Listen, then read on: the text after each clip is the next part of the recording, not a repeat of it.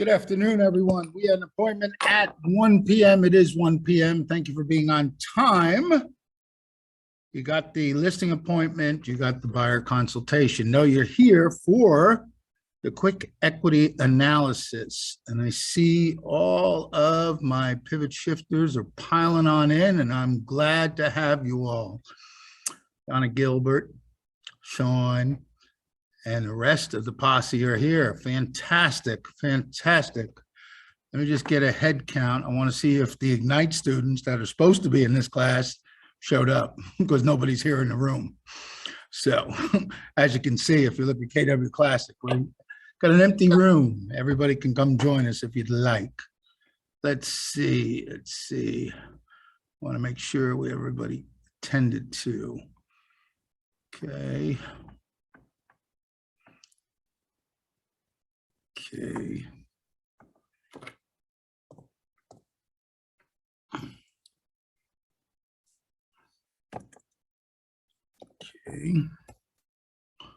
Yeah. Okay. All right. So without further ado, we're going to get rolling on today's class. Before I begin, I want to put into the chat the handout for today. Now, let's see if we can find that. Just had that. You're pushing all these crazy buttons. Where we heard that before? Where we heard that before? All right. All right.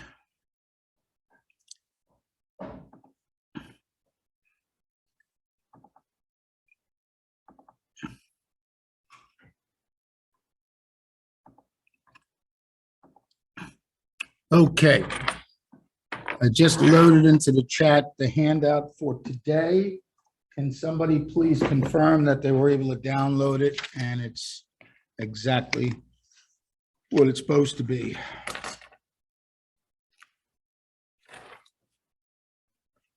Yep, got it.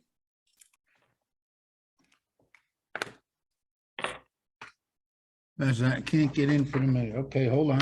Hold on. I got people texting. Texting is good. Hold on. I can't see it because I think I got into the chat Let me see. after. Paste it. Keep an eye out for it.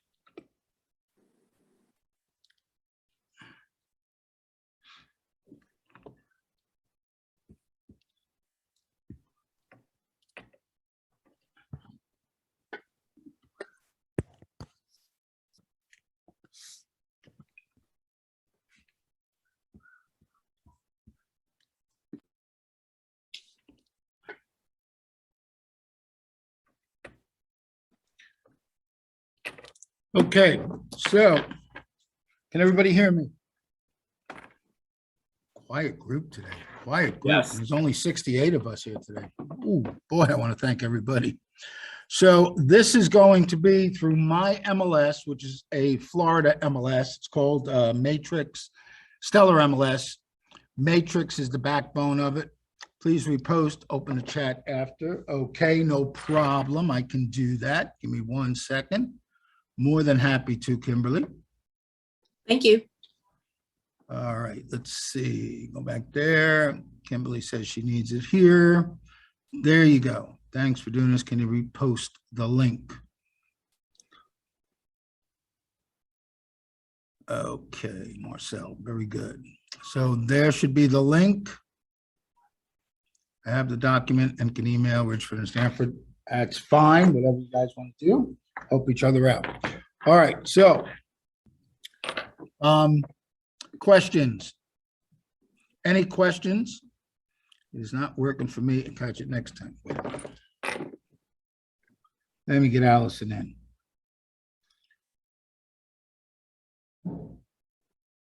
KW.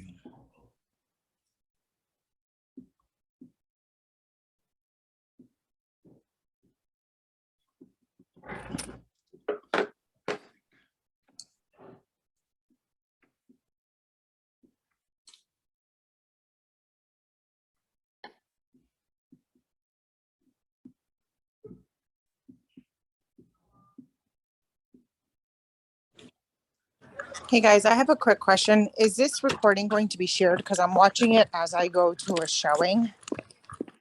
Okay, all right, so I'm going to begin. We're going to start, and there we go. Atta girl, Allison. Welcome. All right, so let's go. I'm going to put it one more time in the chat, the handout, and then Ronnie, can I ask you a quick question? you didn't know this was going to be a teaching class, did you? So who can tell me what a CMA is? All right, so hold on. Comparative market Now I analysis. think I know why. I Market can't read that. analysis. Comparative Thank you market again. analysis. Comparative market analysis. Very good. Okay, what is a CMA not? An appraisal. Why is it not an appraisal? Because we don't have an appraiser's license, so it's not official. That's one reason. What else? They pay people for that opinion. I beg your pardon? They pay other people for that opinion. That's exactly right. An appraisal is paid for.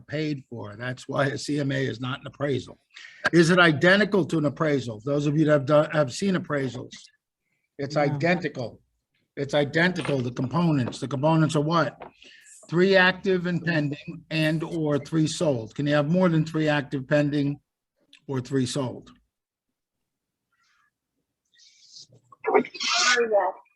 Yes, that is correct. You can. Okay.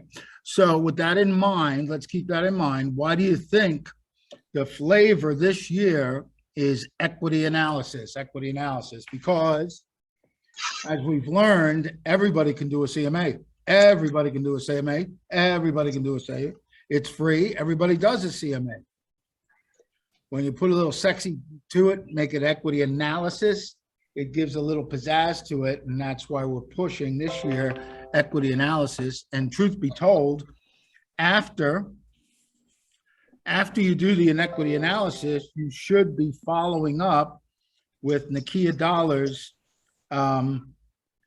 Smart Plan. In Smart Plan, it's the follow-up to it.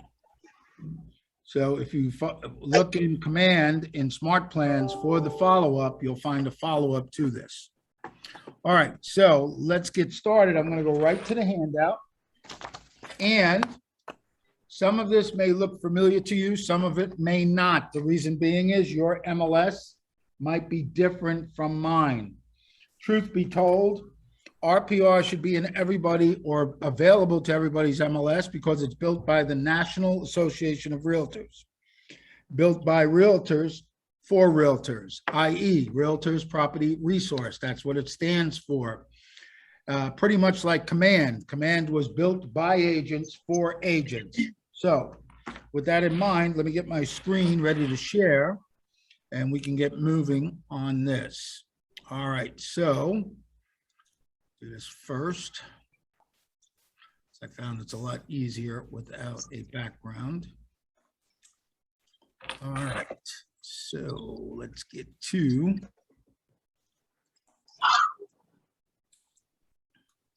Tony, what was the name of the smart plan again? Look, Nakia Dollar Equity Analysis. Thank you. Nakia Dollar Equity, you're welcome. Nakia Dollar Equity Analysis. That should be the name of it. All right, so.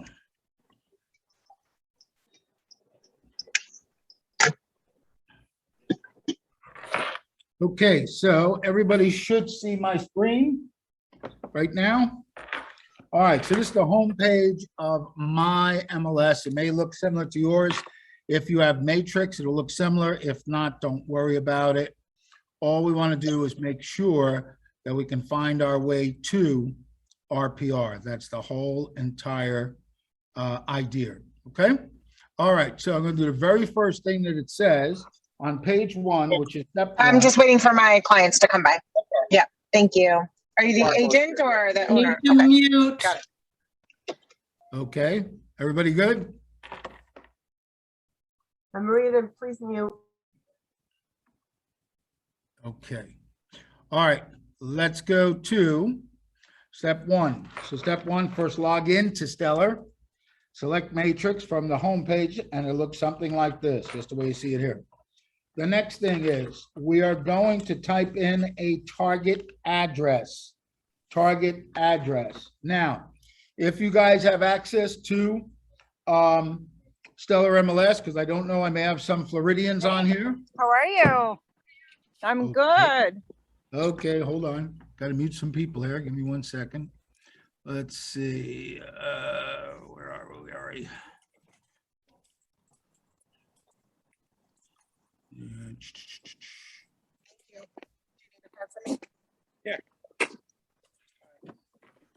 Let's see.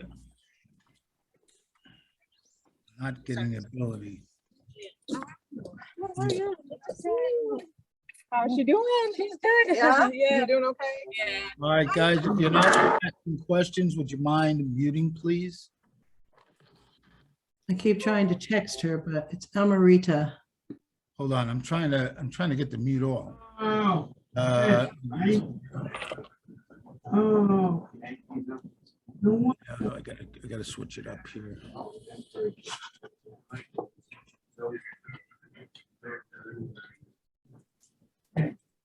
So the answer number 3, and number 2 is my brother.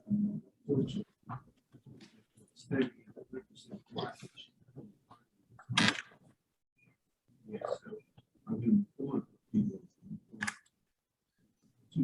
Can you add someone as a co-host, Ronnie, and then we can mute them for you? Yeah, I was thinking about doing that right now. Where's the hospital? Who wants to be the co-host? I'm happy to do that. Me too, whatever. Just give me 1 second here. Gotta find you. All right, Don, you mind? Not at all. Okay. All right, co-host. There you go. Perfect. Now we should have no problem. Now we get there. Thank you all. All right, so step 2 says to put in a target address. If you're in Florida, you're going to use this address. If you're not, what I can tell you to do is put in an address that you know, because it's almost going to work the same exact way and you'll be able to train yourself how to use this beautiful tool. All right, so for our purposes today, and because we are, this is a teaching class, because I do have Ignite students in here, the address that we're going to use is 1548 Maidstone Court, Champions Gate, 33896.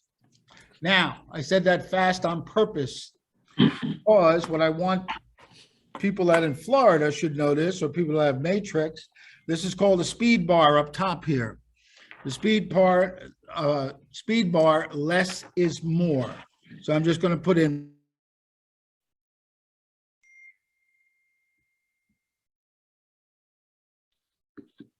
Ronnie, you're muted.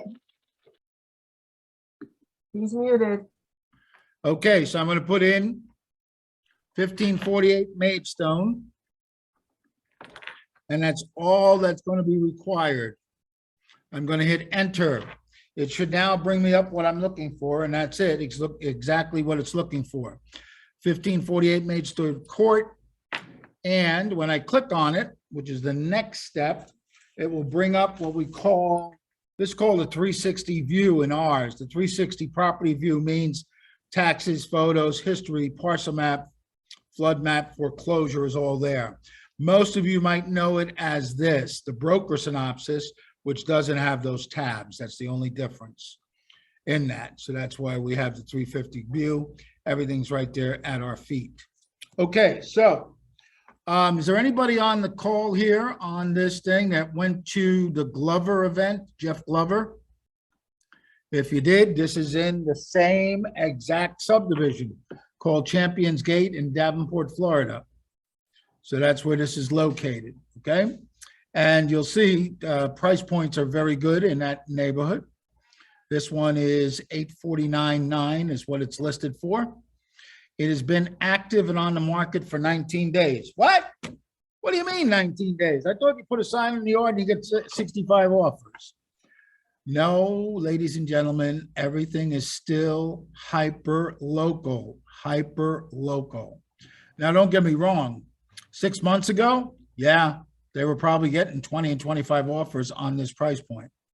but everything is hyper local. So, and it could be a variety of reasons why. One, the first that might come to your head is what? They overpriced it. I get it. I get it. We're going to find out if that is true. All right. So the next thing, if you look on page number 3, they're labeled at the top left. We are going to click on or go to the RPR reports. So for my MLS, those are located all the way on the top of these icons. You see, as I move on them, it also tells you what each icon does. So RPR for us is the last one on the end, those 4 beautiful dots. And when I click on it,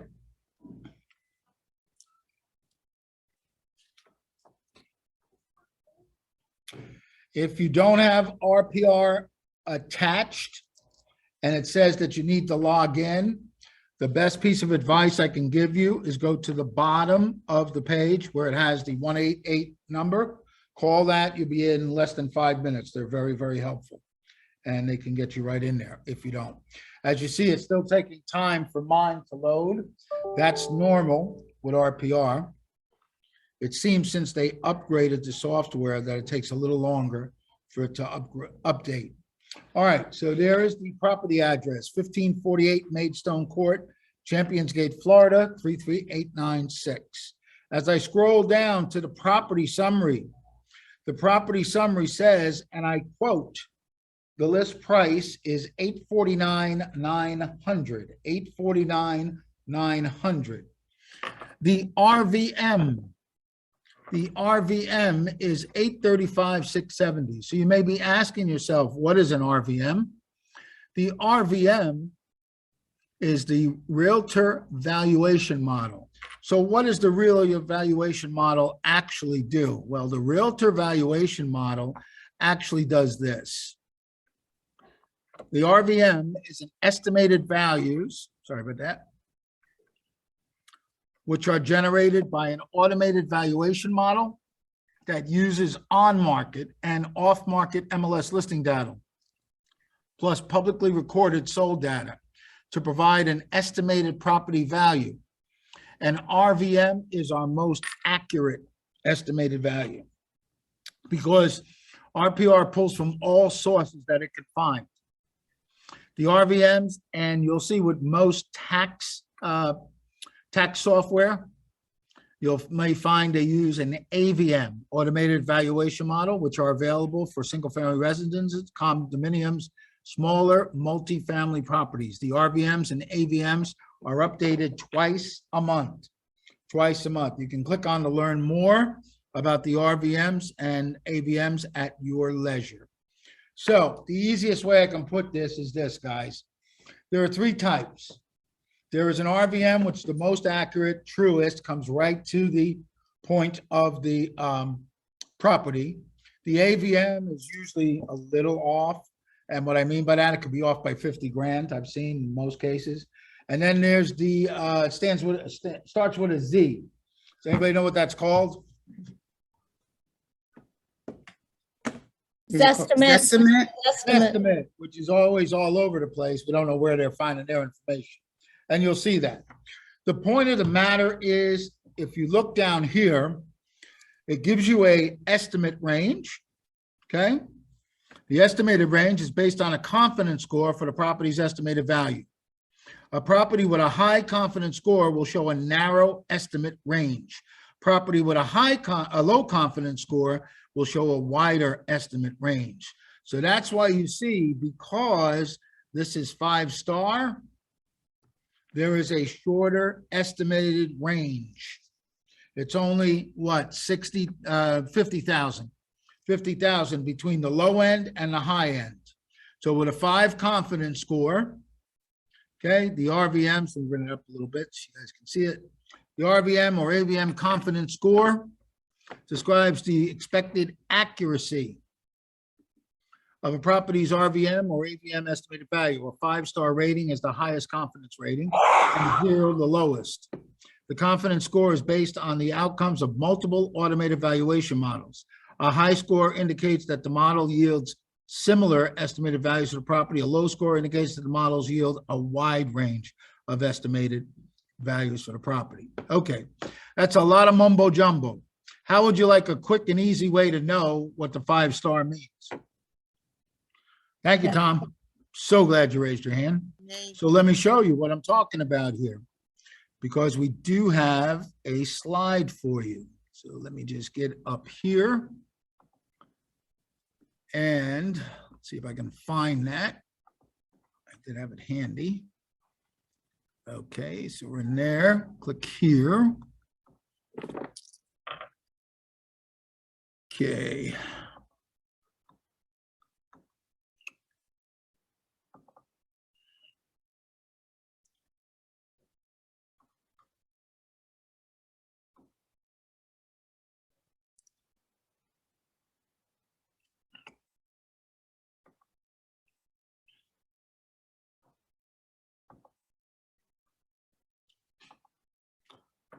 Okay, let me bring that up so we can see it all nice and clear.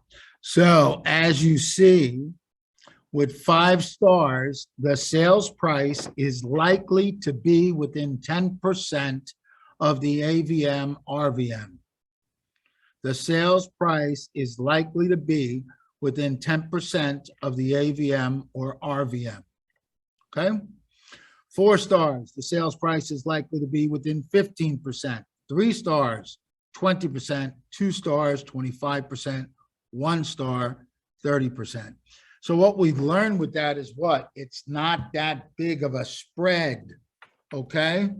Because the reason that RPR pulls all of this data from wherever they can find it, that's why they're able to confidently say, even if it was 4 stars, it's pretty darn near close. And what I found, let me see if I can switch it here. What I have found is that when you're looking at these scores, if the RVM has a 5-star confidence zone, I have proven more times than I can count that that is the price of the home. The 835 or 836 round up. 836 is the price that it should sell for. Okay? Now, what factors come into play that throw that totally off whack? Condition, What was that? condition, Not necessarily condition. What I'm looking for is the fact that this market is so screwy. You might get somebody that Supply. is Bidding told that wars. this is what it should be, but is willing to pay 20,000 more, 30,000 more. That's the problem that we run into. Basically, I'm talking about this should be an appraised value. It's probably going to be where the appraised value will come in.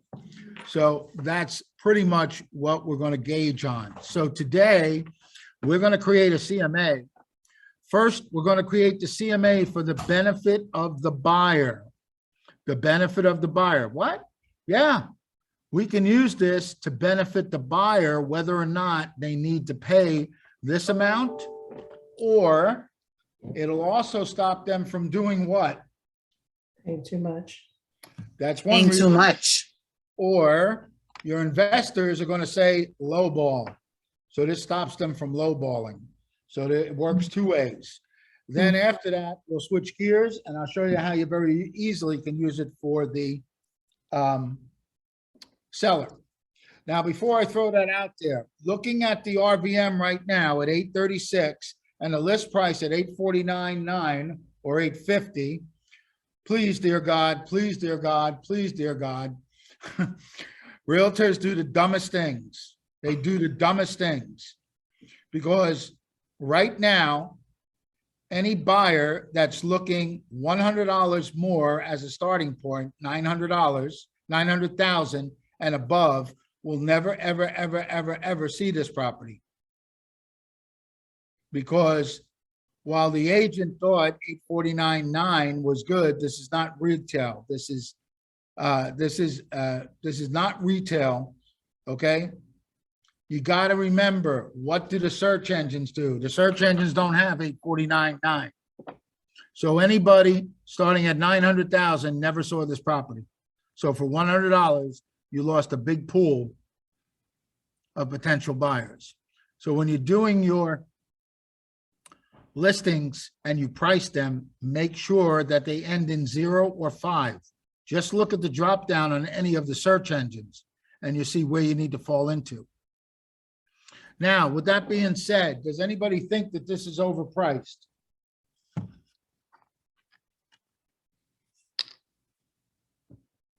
Okay, good. I like that, but it's not overpriced. I promise you, it's not.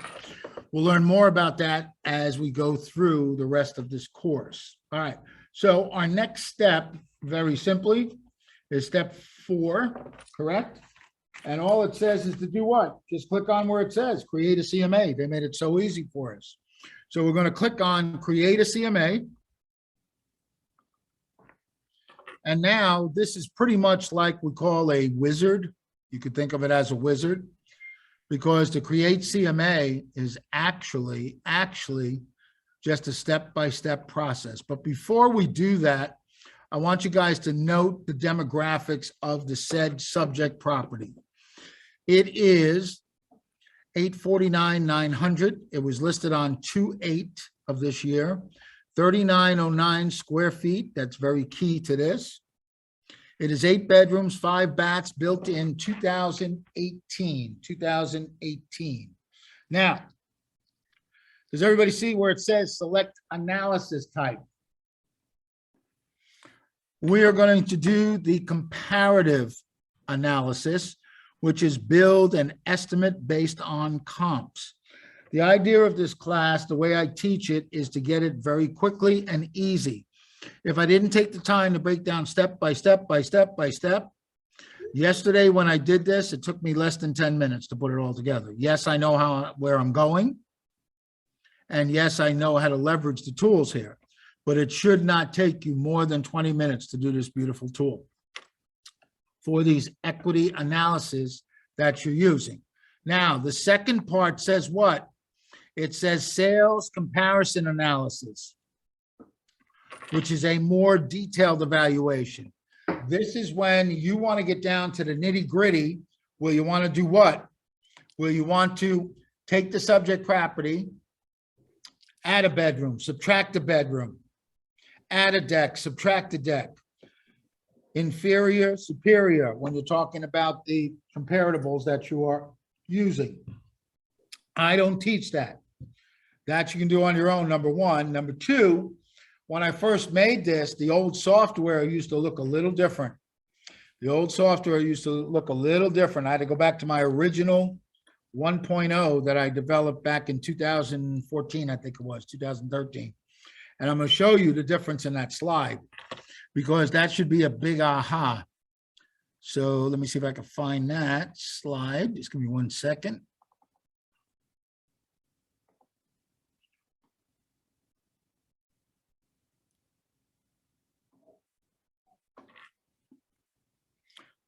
So the current slide says sales comparison analysis, a more detailed evaluation, Okay. The original one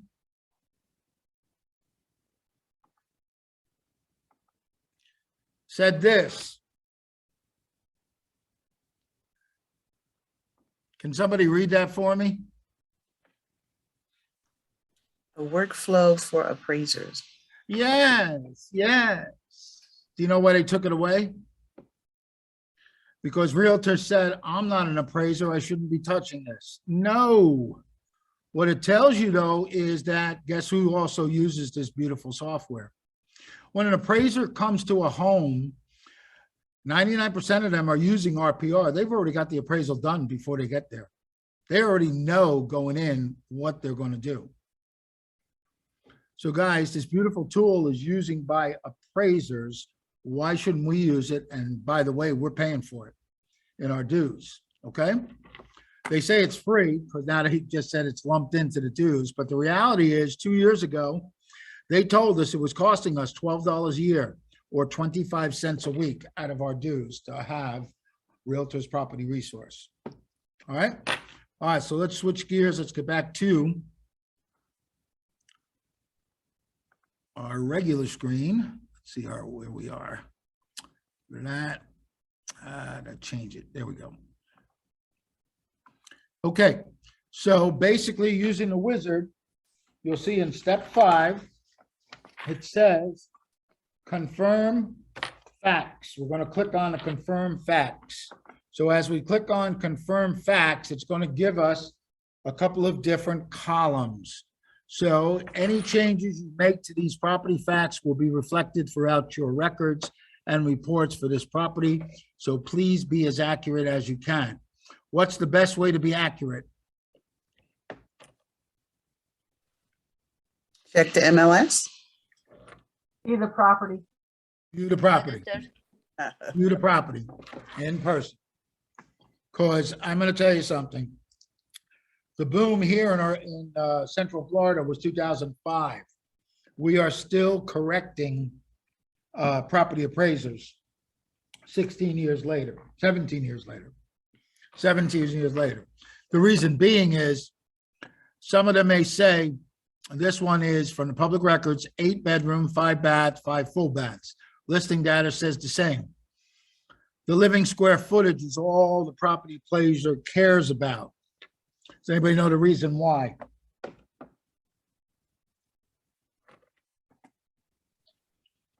The only reason they care about. That's how taxes are. That's exactly right.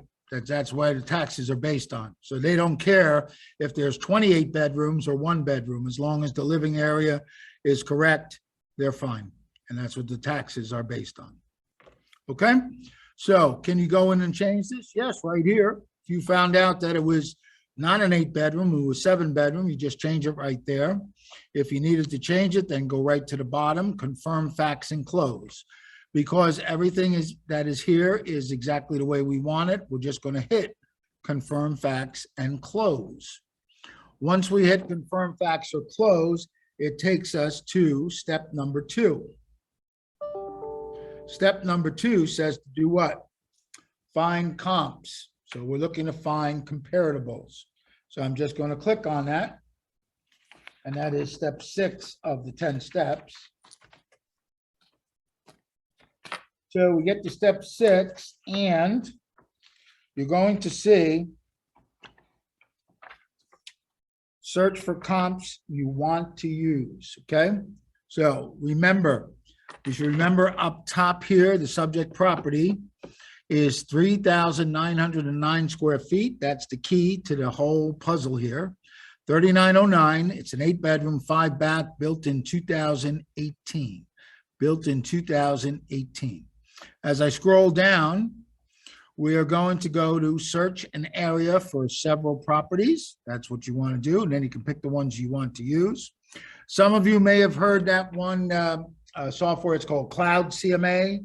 Some of you may like that, may use that. I have Cloud CMA even here with this. We still have it. The thing I'm not impressed with it is the fact that you ask them for 20 properties, they will give you active, pending, sold, rentals. You never do a rental in a comparative market analysis. The other thing is, the software is you have to subtract 17 and keep the 3 that you want, and then go to the next section, subtract 17, keep the 3. With RPR, you only choose 3 of each that you want. Could be more if you so desire, okay?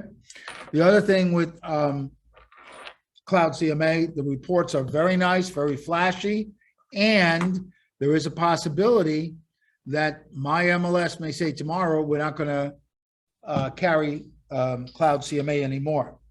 So it is third-party software that could go away. RPR will never go, well, never say never. RPR should not go away because it's provided to us by the National Association of Realtors. So that's why it should be a standalone. All right, so there are 2 ways that you could search for properties. You can search using the map tool, where you would draw a shape, box, radius, polygon. Now, if you are unfamiliar with the subdivision, then I would highly encourage you not to use the shape. If you do know the subdivision and its entirety, because you always start what? On the same block, next street, 2 streets over, same subdivision, then go outside the subdivision if it's required. So this property is a perfect example because normally I would not use some of the comps that are going to come up here until I even knew it, but I didn't believe it until I really investigated it. There are properties in this subdivision that are a mile away from each other. That's a lot. That's a lot. Yet it's still the same subdivision. It's still the same subdivision. That's how big Champions Gate is. That's how big this subdivision is with these properties. So you'll see as we go what it's going to look like. So the next thing on the left side, I basically left whatever the defaults are. The defaults are single family. I want active, pending, closed. If I need to, and I would have to go back, I would then ask for withdrawals. Anybody know why I would ask for withdrawals? To know it's That means it's expired. overpriced. I'm sorry? To What was know that, what's Pete? overpriced. Okay. What else is the opportunity? It's gonna come back onto the market. Yeah, you Opportunity might, is that you can get it back on the market. that at a girl, Kim. Kim, where are you from? I'm outside of Atlanta, Georgia. I gotta send you referrals. Please let me know where you're from so I can send you referrals. I will. Thank you. Absolutely correct, because here you can actually look for opportunities. The canceled, expired, and withdrawn. There's also opportunities to take these listings. RPR has a whole webinar on how to search for expireds in whatever neighborhood you choose and be able to cultivate them to get more listings. So that's absolutely correct. All right. So with that in mind, most of us that have been in the business a long, long time know that generally, usually, mostly, we only look for active, pending, or sold within the last, anyone? 3 months. 3 months. 3 months. That's the way I was groomed. Yet, if you look at the software through time, through the bust and through the boom, it is now graduated that the default is actually 6 months. 6 months. And prior to the pandemic, I have gotten appraisals that were taken with comparatives that were a year old. So it can be done. So don't get nervous. Do you think that's going to happen in this market? It could. It could happen. It's more likely that it's not. What's going to happen, and this is the struggle I have each month now, is to actually find an active property that doesn't go pending prior to me teaching the class and finding sold. I can find solds, but I can't find active pendings because you want to have that. Fortunately, I got lucky with this today. All right, so within the last 6 months, I'm going to leave that alone like that. You'll see the legend says the subject is the point, the pinpoint in black. For sale is with a blue circle. All I'm going to do is hit the search. That's it. I'm just going to hit the search. Let's see what they find. Oh, look at that. 97 sold properties to use. I got a potpourri of properties to use. Am I going to use them all? Probably not. I'm only looking for 3, to be honest with you. But you'll see here, our subject property is here. And this one all the way over here is about almost a mile away in the same subdivision. Okay, so that's why Ignite students, why do you think we preached the Daily 10-4, the 4th one? Get out, go preview homes. You get to learn the subdivisions. You get to learn the product that you're dealing with. All right, so nobody knew this was going to be a tech class, but I'm going to make it into a tech class. So what I found is the easiest way to start looking for these is to very simply, at the top of the column where it says square footage, I'm just going to click it. When I click on that, it will now bring it into a high-low. Now, we're very fortunate that there's only one that is more square footage than our subject property. Truth be told, most of the comps in here are the same exact square footage. Do we get lucky all the time? No, we do not. But sometimes we can get lucky to see this, which is great. Okay, so what I'm going to do now is let's start looking. What am I looking for now? Well, I'm looking for dates, and I'm also looking for close proximity to the property. So the first one here at 3909 square footage, 2015, 21022. So that was what? About a month ago. Sold for $715, 3/4 of a mile away. Am I going to use that? Maybe. What I'm looking for is more closer to today's date. More closer to today's date. As you see, as I scroll down, you're going to see some from back in November and what they sold for. And yet, what's today's price? It's over $200,000 more. December, January, February, March. 4 months later. 4 months later, it's over $200,000. How would you like to be on that side to flip it? How would you like to be on that side? Okay, these are real numbers here. So in the essence of time, I've already selected my sold. So let's see if I can find those that I sold. Now, before I do that, does everybody see on the right side? You see there's a blue star.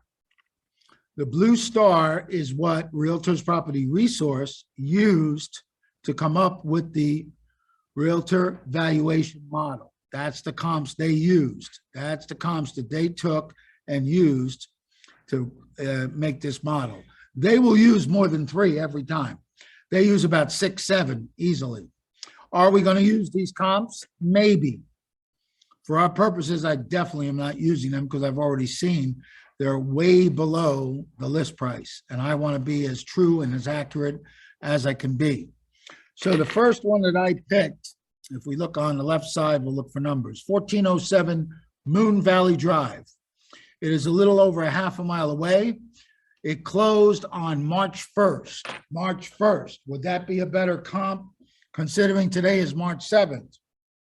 That's why I'm choosing it. 819,000, 8-bedroom, 5-bath, built in 2014.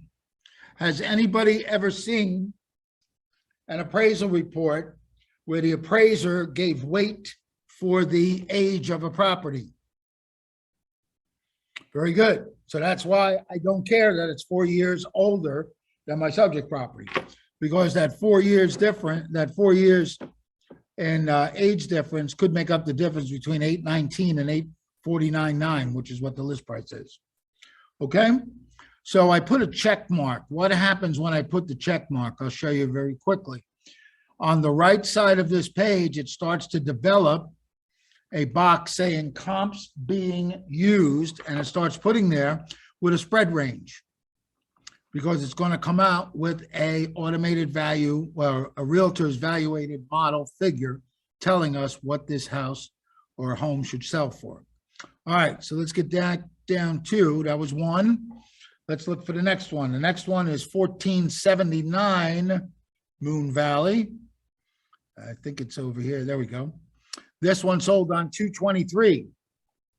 That was 2 weeks ago for 825, 8-bedroom, 6-bath, 214. I'm going to add that as my second comp. The last one that I chose is 1670 Moon Valley.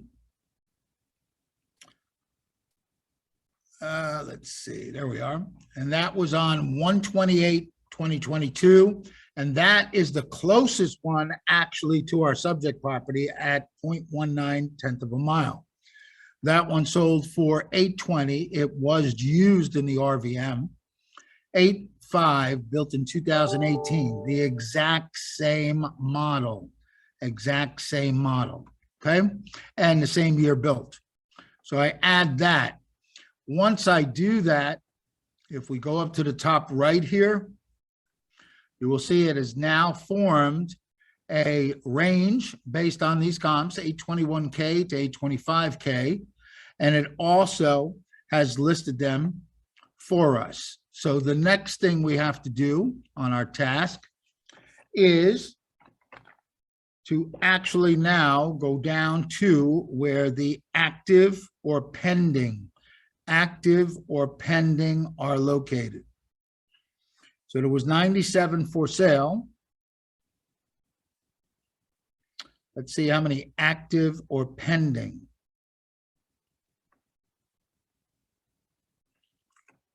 Closed.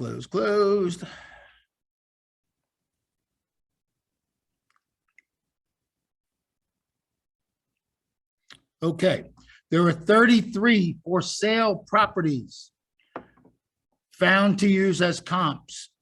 So pending for sale, okay? So to save time, we'll just go to the ones that I chose. And they're all the same square footage. As you see, it's a very popular model. So the first one I chose was 1446 Moon Valley Drive. 1446 Moon Valley Drive. It went pending in 3 days. That's one of the keys to this puzzle here that can help you. It went pending in 3 days. It's an 8.5 built in 2013. I'll put a check mark and add that. The second one is 1466. It went pending in 15 days. Okay, 845, 466, 95 in 213.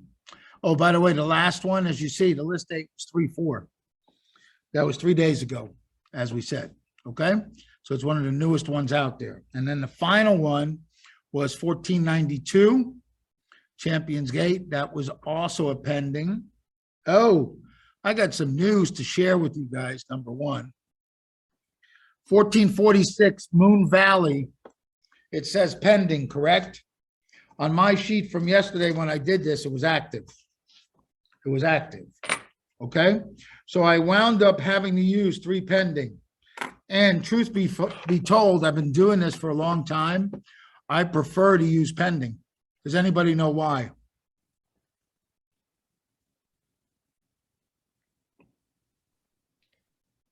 Well, I mean, it means somebody wanted to buy it, right? That's true. What At the else? current pricing. And at the minimum, yeah, they're gonna buy it at that current pricing. Well, how do we know that? We don't know that yet. What's that? There may be an appraisal gap. Could be. Is it because you want to call the other listing agents? Oh, who just said that? I did. Who was I? Allison from Kansas City. Thank you, Allison from Kansas City. You're my new favorite friend, as James would say. Because that's the opportunity, guys. Pendings are better than just active. Why? Because there's something on the table. Now, look, you're not going to call them and ask them for the exact number. They're never going to give it to you because they think you got a buyer and you're trying to slip it in on them. But here's the thing. You can work this 2 ways. Ring, ring. Hi, Mr. Listing Agent. Ron Kilowin's Classic Realty. Thank you so much for taking my call. I see your property there at 1466 Moon Valley Drive. It went pending in 3 days. Oh, my God. Did you get full list price? I didn't ask him the exact price. They may come back and say, no, we got over the price. Thank you so much, because I have a seller that's on the fence and I'm trying to gauge where to list their property. But at least then you know what's going on or how close they may have come to list price. That's what you want to find out. Same thing with the next one. It was been on 15 days, or the next one, 32 days. Hi, hey, look, I'm trying to price a home in this market here, and I see you were there for 32 days, listed at 860. Did you get a full price offer, or, you know, are they lowballing you? Because I'm just trying to gauge what I'm trying to do here. Okay, great. You got 4 offers. Oh, that's fantastic.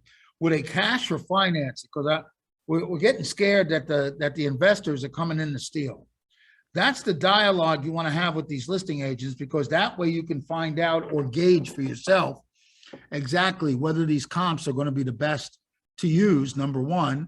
Also, how true it is, because until it's posted as sold, all bets are off. This is just an arbitrary number.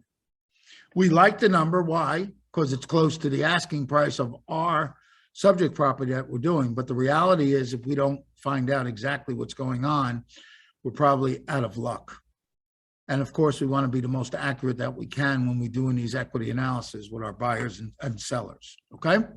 All right. So now that I've gotten 3 active and 3 sold, or 3 pending in this case and sold, the very next step that we're going to do, right up to the top here, in the column where it shows all of them, we are just going to hit where it says update, valuation, and close.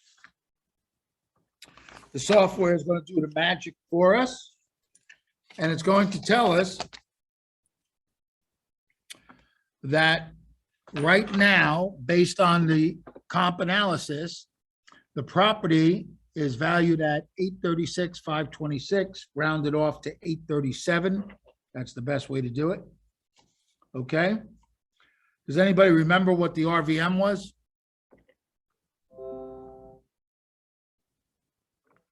Well, Real let's go. valuation model. No, Very does anybody remember very close to this. what the number was? Was it 849. It's 840 something. 849. 849 is the list price. The RVM was 835 or 836.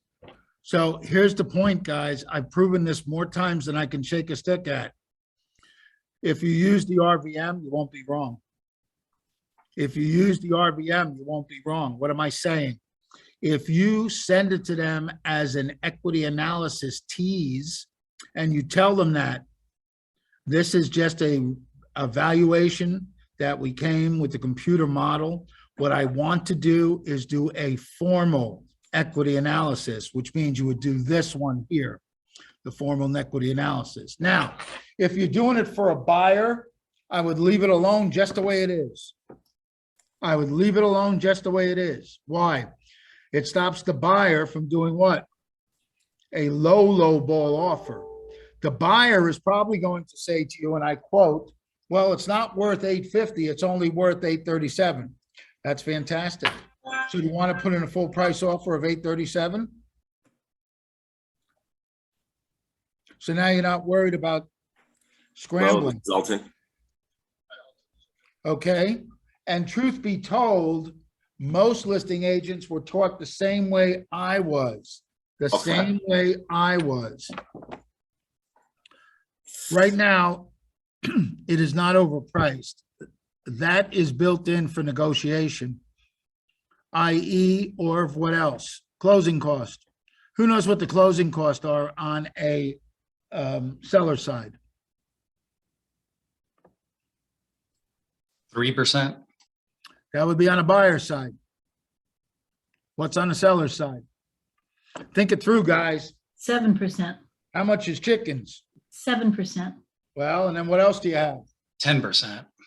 So 10% is the easy math. That's what Ronnie teaches. 9% is actually what it comes out to be. So at 10%, you're talking 84,000. 10%, you're talking about 84,000 in closing cost. Okay. So if they don't have it listed where they can cover negotiation, they can't say to the seller, yep, you're going to net 849.9. That ain't happening. That ain't happening. Even in this market, because with the closing cost, they're still going to be way below. So that's why, even if my buyer said, well, it's not worth 850, fine, let's put an offer of 837. Okay. So now, once we get to this point where we have the summary amount and we know exactly what it is, we then would next click on what's called create a report. We want to create our report. So Ronnie, just a quick question. Yes, ma'am. So when the buyer says it's overpriced and they want to do an offer for 836 or 837, what type of advice you would give them? But I would say to them, as long as there's no other offers on the table, we'll put that in. If there are any other offers, then we may be in a highest and best, which means that the seller is going to be looking closer to the list price. Are you okay with that? Okay, sounds good. Thanks. Okay, no worries. No, great question. Hey, All Ron, right. Yes, Ron, go ahead, please. when you are selecting the property for the CMA, what percentage of square footage you would be considering? 5%, 10% of the subject property? If I didn't have exactly the subject properties like this one happened to have. Right. Yeah, this one had everyone was 3909. I got very lucky. I'm so glad you asked that question. Anyone that's been in the business long enough to know, or has anybody back in the day, I'm talking about the bust, then what was called a BPO, broker price opinion, to stay alive. So broker price opinions were done by us, the realtors, and the banks and other institutions would offer us $65 for 4 pictures, 1 sheet called a drive-by on these properties. It could be bank owns, they could be foreclosures, whatever. And the funny part is they're charging the buyer $265 and they're paying you $65. So they're making money on it anyway. The thing of the matter is, I used to have a book, giant book, because I went to a class for this that was taught by a guy, unfortunately a young guy. He died of COVID, but he taught a great BPO class. And we used to have all the gauges in there. And to answer your point, Moses, the difference between square footage, we used to give $50 per square foot. $50 per square foot. So if the square footage was off by 100, it was only a $500 difference. It was off by 1,000. Okay, it was a 5,000 difference, which is really nothing when you're trying to do this. So yes, to answer your question more specifically, I never go any higher than 300 plus or minus. I'll go 300 lower, 300 higher if I can't find them. If I can't find it, then I gotta ask myself to weigh in. Remember, I said I don't do a more detailed analysis, and in more detailed analysis, you could do that, where you can add in plus and minus the way you want. For this one, I just, as quick and as fast and as easy, i.e. why we keep saying do one equity analysis every single day with everybody in your database to get more business, to get more business, to get more business. Okay? All right, so for our report, we're just going to go up to the top here, and you'll see right where it says summary, it now says reports. So I'm going to go to where it says reports, and I am going to click the one that says property report. It's going to open up everything. It's going to open up every report or give you the option for every report. The one specifically that I use is the property report. All right. So the property report I use for the CMA. I'll tell you why. I've tweaked it down that the property report, I can get it down to actually 5 pages, double-sided, 10 pages. That's all it is. There's 10 pages, but it's double-sided, so it's only 5 page. If I'm doing a teaser, a mofer, does everybody know what a mofer is? Pivot shift people know what a mofer is. It's called make offer for immediate response. That's what this teaser is. You send them out an email or a text. Hey, would you like a quick equity analysis? Here's what a quick equity analysis of your home is.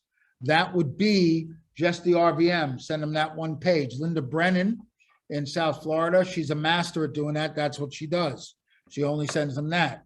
And then if they do bite and want a formal equity analysis, that's when she schedules the appointment to sit down with them. And let me tell you this, guys, if you're sitting down and do an equity analysis, are you just doing the equity analysis? No, you better be taking the listing, because you better bring the listing agreement stuff, because that's why you're going there. To prove to them, if this is the figure that works, you're ready to list and take the listing. That's the point. Okay?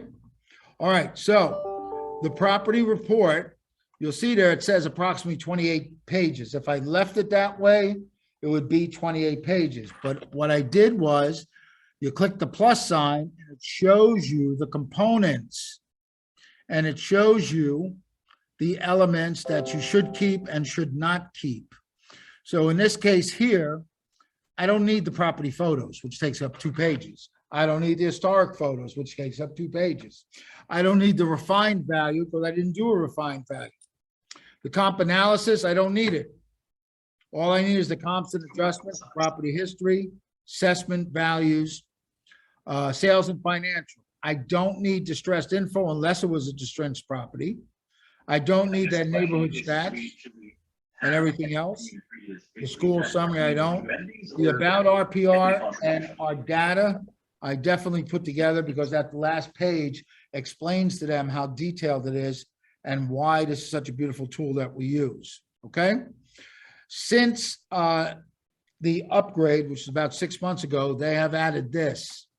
Suppress the estimated value, suppress the estimated value for comps, suppress the estimated value for subject. What that means is you don't have to white it out.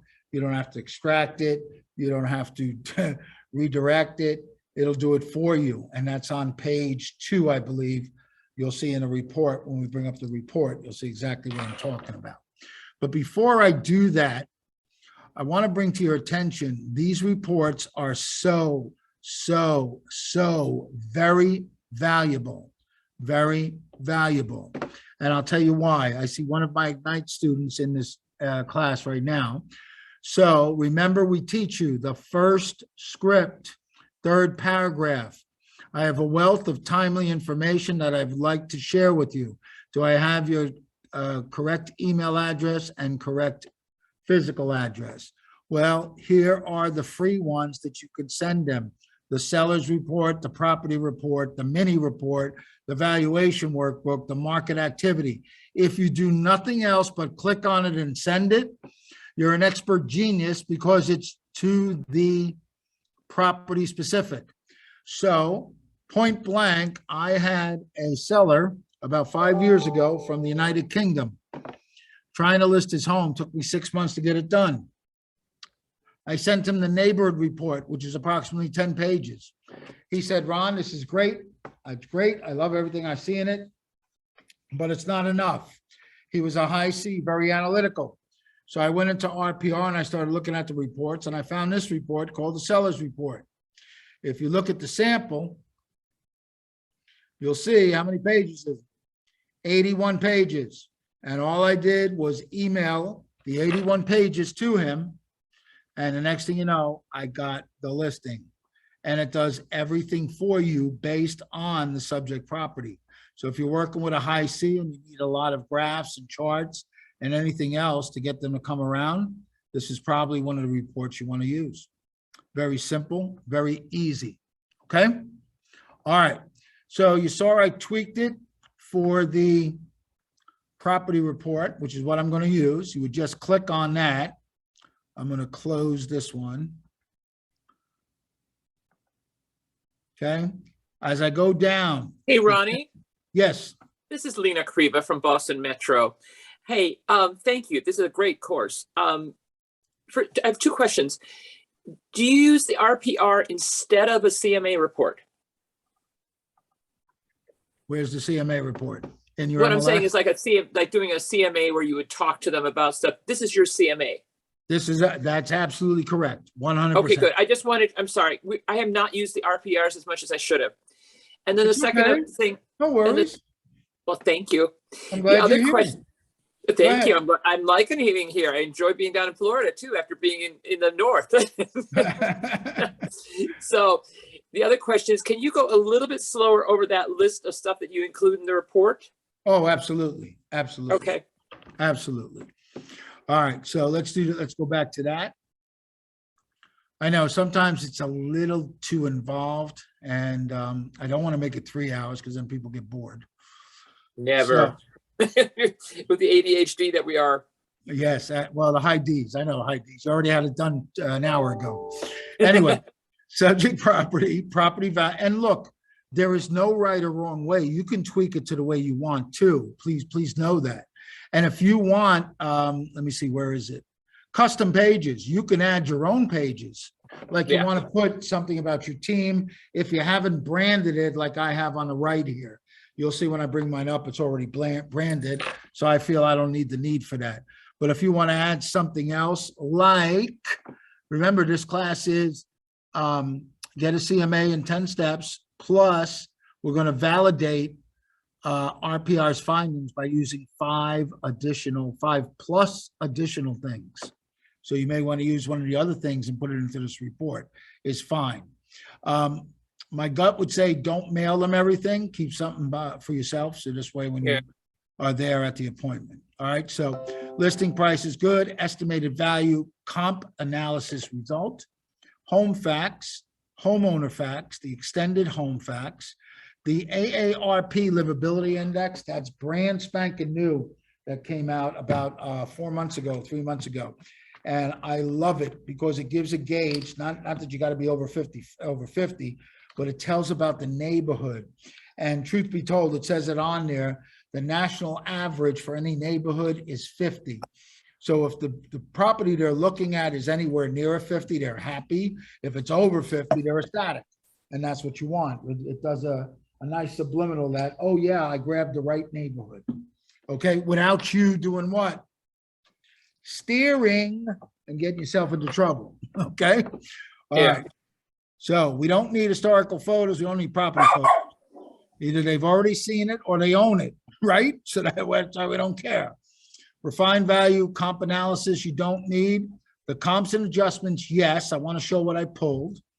The property history, the assessed value is just going to show them what the property appraiser says, and that's usually low, much lower than the market value. But it's just to keep them in a perspective. Sales and financing activity will show the chart. Don't quote me, we'll look on a report from 2000 to now, where the property did the dance. In 2005, it boomed. 2010, well, this was built in 18, so you wouldn't show that, but it'll show the neighborhood. It'll show the neighborhood, this property, and I think Florida. So you'll see how the neighborhood and Florida, the way it roller coasted down to the bottom, and now how everything's shooting up. Okay. Ronnie, quick question. When you say under the property history, the assessed value is where we are in Connecticut, that's normally the number that the town uses. That's absolutely correct.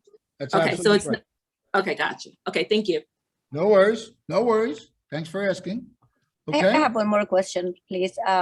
So when I tried it several times and in using it in pricing, and when I come to create a report without choosing the comps myself, I found that I'm pricing a home for 800. Now I see the comps, many of them in a 300. Have you came across something like this? If you did not choose the comps, they will throw in some comps that are not necessarily in the same price range, or no? So you got to remember, it's not up here, it's on the summary. The RVM could have been made over 2 weeks ago. They usually update it every 2 to 4 weeks. So 2 weeks ago, we saw in the RVM, they had a couple that were in the 600s. And 2 weeks later, we're seeing sold properties in the 800s. Mm-hmm. So that could be why, if you're letting it choose. You got the time frame is the key. Okay. That's why you want to make sure that you're as close to today as possible, or close to the neighborhood as possible to make sure. Okay? Thanks. All right. Ronnie, one other quick question. Len Schwartz in Stamford, Connecticut. So you're not using any of the photos. Have you had a client though say, I'd like to look at the photos so I can compare that house with my house, or you don't have? Absolutely, absolutely. I'll send it as a separate. Or if I want to do it there, it's only going to add on 2 pages. So then I'm up to what? 6, double-sided, 12. See, when I first started doing this, until I tweaked it, it was a 30-page. Does anybody like a 30-page CMA? Maybe a high C? Yes, I get it. But I found out that smaller and is friendlier and less is more. But you can do it any way you want. You can tweak it to what you want and however you want to send it to them. So don't think that it's limiting you. This is just the way I found that works for me.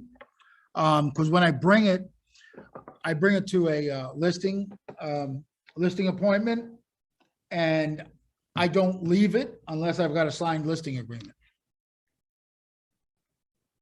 That's just me. I was taught that way. I don't give them a full-blown CMA. Because the next day I might drive by and see a sign in the yard for sale by owner, because I just told them what it's worth. So that's why we do that. Hi, this is Nicolette out of Stamford, Connecticut. My question is, so if you want to send just the T's, what exactly would you send them? This one right here. The 10-page one? That's it. That's it. Now, I would send them the 10-page emailed, and I would suppress the estimated value and the estimated value for the comps. Leave the refined value, because that's what RPR came up with. Leave the refined value. I'll show you as soon as I run the report. So let me close this. Okay. It says include recipient's name. Never, ever, ever, ever, ever, ever, ever send it from here. Always download or open it as a PDF in case you want to proofread or whatever. You want to catch something, that's fine. Okay. So we're just going to download it, display it now. I'm going to click run report. If you run the report, you're going to see it's going to generate a report. If you have your sound on, it's going to give you a doorbell. When the report is finished, then we can open up the report. Lately, I think they've been behind. See, 2 minutes remaining. It used to be very quick back in the day. Now I think a lot more people are starting to use RPR, so it might be bogging down the system. And they've added a lot more to this system, so that could be one of the reasons that it's taking a little extra time. But it's worth the wait, I promise you. Ronnie, sometimes it goes fast when you're doing it off peak hours. That could be, yeah.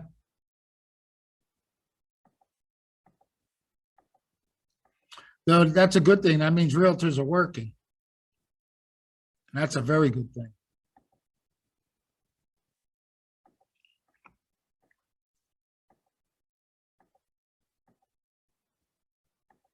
Hey, Ronnie. Yes.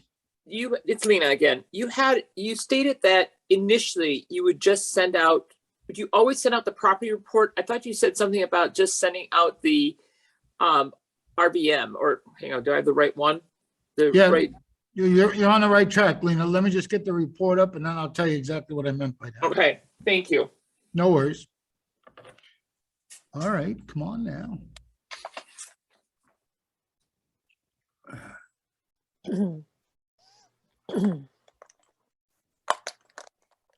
One thing while we're waiting, you'll see there's other property reports like the one I did yesterday at 6:33 p.m. The one I did at 6:29 p.m. The one I did on 2/17, that was last month's RPR class.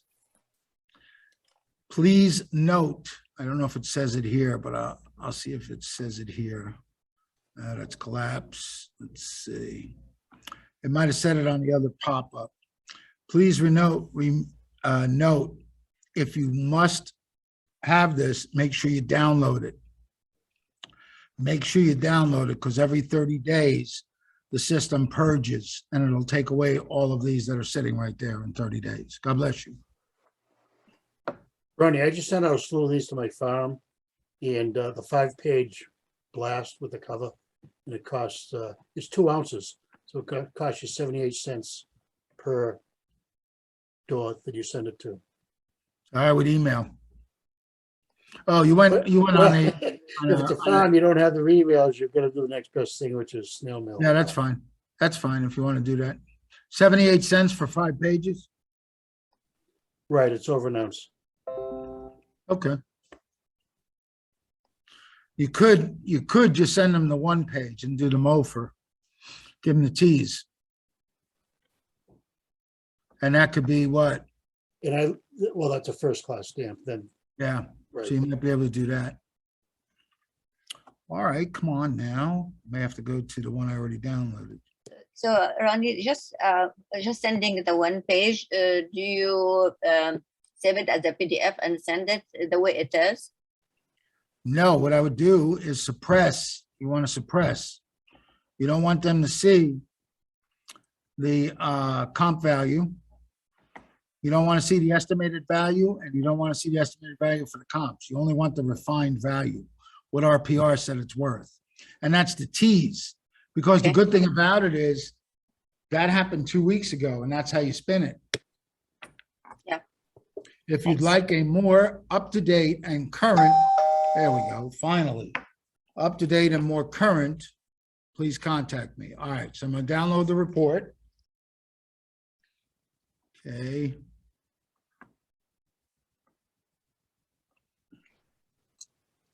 All right, just give me a second. I got to switch your screen. Okay, so there's the report. Okay, it just came up. 10 pages, as you see. Now, let's see if I can get this full screen. So this is page 1. Now, they must be having trouble because it's missing my logo on the top, missing my picture on the left side here. So they must be having a little trouble. So because of that, give me 1 second. I'll get the one from yesterday because it hasn't changed. And that one, at least, will be nice and clear. All right, where are we? 1548, there we are.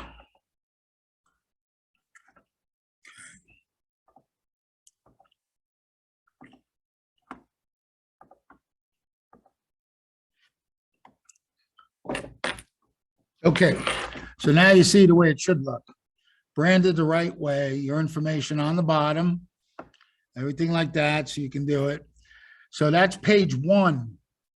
This is page 2. This is the only thing I would send them. The only thing I would send them. Of course, I'm taking away, if it hasn't been listed already, then this is not going to be here, the list price on the left side. The RVM says it's 835. That's the T's. You don't send them with your comp analysis that you save for the appointment. You just tease them with this. And if you don't want to send it to them with that, then just say something to the effect, curious about what your home is worth? What can I do to show you a equity analysis? Now, Linda Brennan, who's on our call daily, this is what she does. She sends the front page and she sends this page and she doesn't send the comp analysis. And of course, it's not listed. She's looking to get listings, so you may not see that. Now, if it was listed prior, if she's going after expireds, who cares? That would show that it was on there, but that's okay. The idea is to do what? Get the opportunity, get your foot in the door, to get in front of them, to show them why they need to use you. And that's the most important part, okay?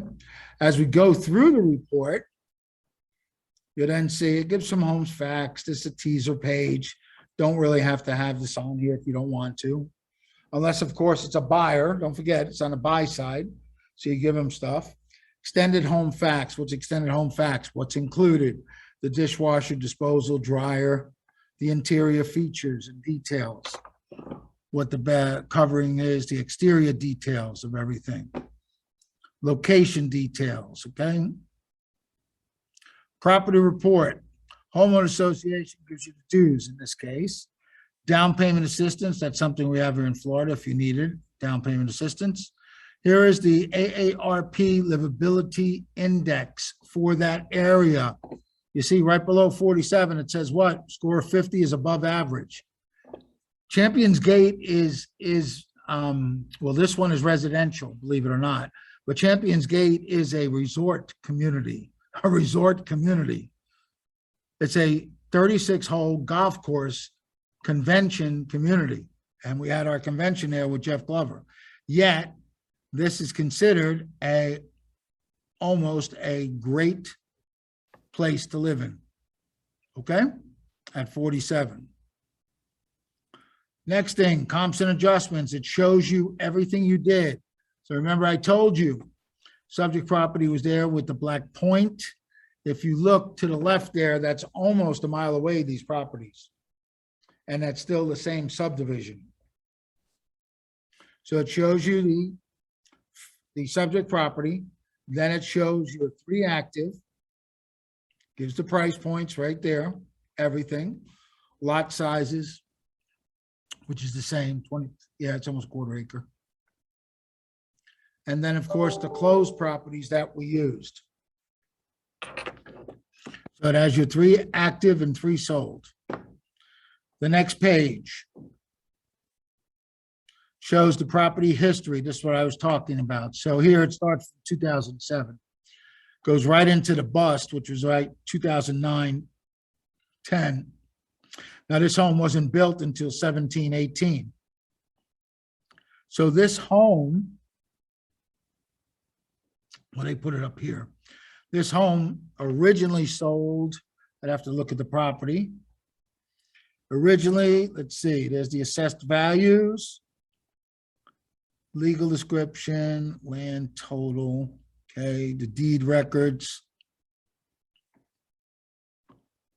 Okay, the buyer was AJ and Homes LLC.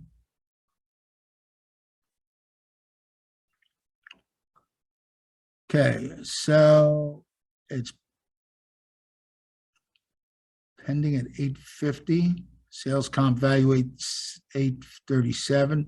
So this was pending at one time. It sold for 542. That's what we're looking for. It sold for 542 back in December of 2018. Wow. Almost, yeah, over 300,000 appreciation. Ooh, my goodness.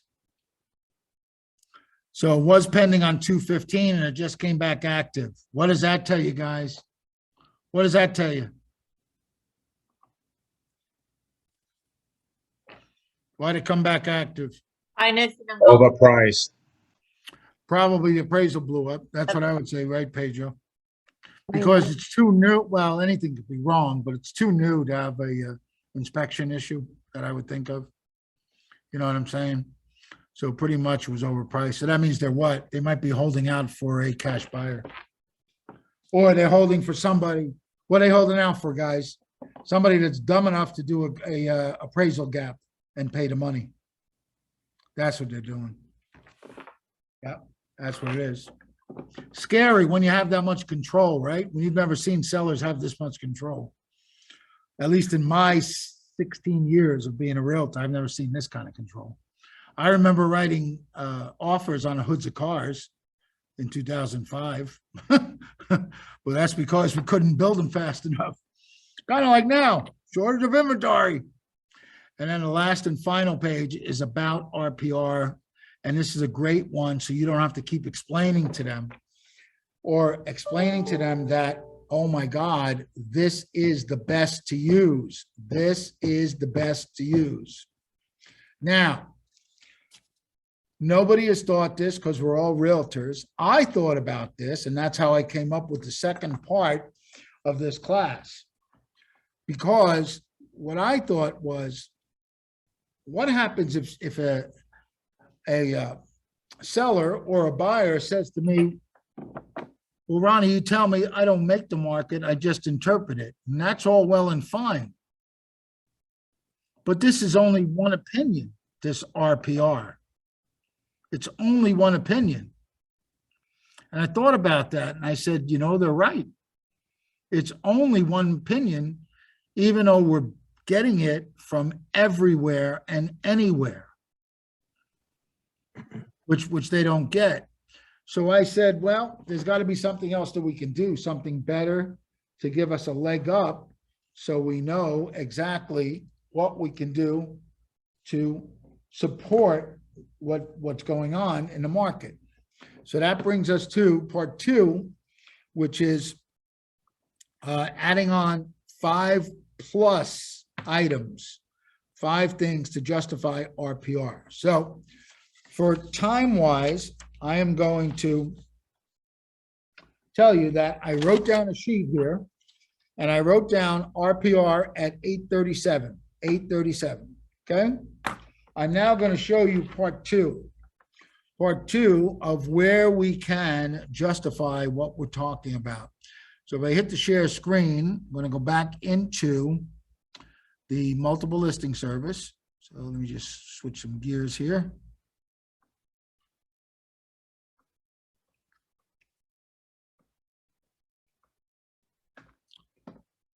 Okay, some of you may or may not know our good friends at Realtor.com put this Realtor.com Pro Search Property Report. Don't worry, if it's not in your MLS, you still can get to it. So for purposes of teaching today, I'm going to copy because I can't type, and this will be faster. I'm going to copy, and I'm going to click on this icon. This icon is now going to take me to Realtor.com's pro site. Every realtor should have a pro site on Realtor.com. If you have listings, you definitely have that because it's your listing, your leads, okay? Your listing, your leads. So now, you see here is the subject property, correct? You see it says 849,900. It says last sold for 541,500. As I go down to property details, nothing is there that I can use. So that means I need to view the property on Realtor.com. So if I go to Realtor.com, the property should come up. There she is, listed at 849, correct? As I scroll down, okay? Anybody see here? 3/4 of the way down, what does it say? Home value. I click home value. Let it work its magic. The current list price is 849.9. You have 2 to choose from. The valuation provider, either Collateral Analytics or Quantarium. Which one do you think I chose? Analytics. Quantarium. Quantarium, higher. Quantarium is the one that I chose. Absolutely correct. Okay. So look, even if I was to average the 2 out, it's still going to be higher. Well, not higher than 838, but it'll be around 800. Okay. So no, there is no exact science to this, guys. It's the same with Appraiser. They took a lot of courses, right? And it's still an educated guess. It's not an exact science. It's what a buyer's willing to pay and a seller's willing to accept. So I took the 838. I started to write it down on my list. I got a list here. So it's 830. It's 839. I always round up. 839. Okay. That's one way to justify this. Then I went back into my MLS. I went back to the beginning of my MLS, which is called the dashboard for us. Hopefully it's going to come up and I don't have to log in again. Come on, Clarity, do what you're supposed to do. Be nice. There we go. Okay. Next. Our good friends at Remind. Some of you may or may not have this in your MLS. It's a great tool to use. Remind.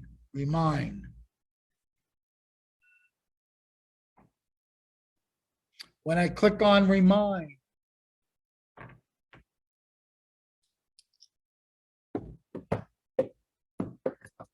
What is Remind for? what is Remind for? They just opened up. It's clearing my cookies. I eat a lot of cookies, tells me.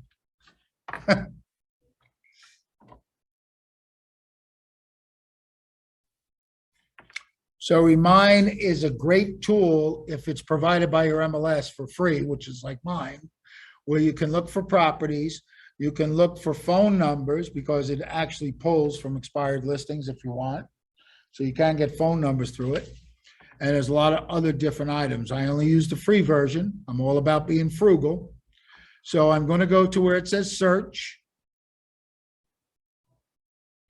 I am going to now, in the address bar, paste the address.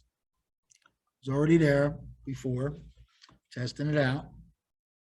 So I put in 1548 Madstone Court. I click on it.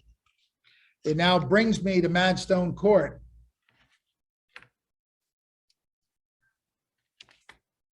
When it brings me to Madstone Court, it's going to give me a lot of information about this property. It's going to tell me a lot. Now, guys, guess what? Right here it says on the right side, create CMA. I've never tried it. If somebody wants to do it and go through there and do it, try it. Maybe we got something new we can add to this course. I still prefer RPR. That's just my story. I'm sticking to it. And if I scroll down, what does it say here? Ding, ding, ding, ding, ding, valuation.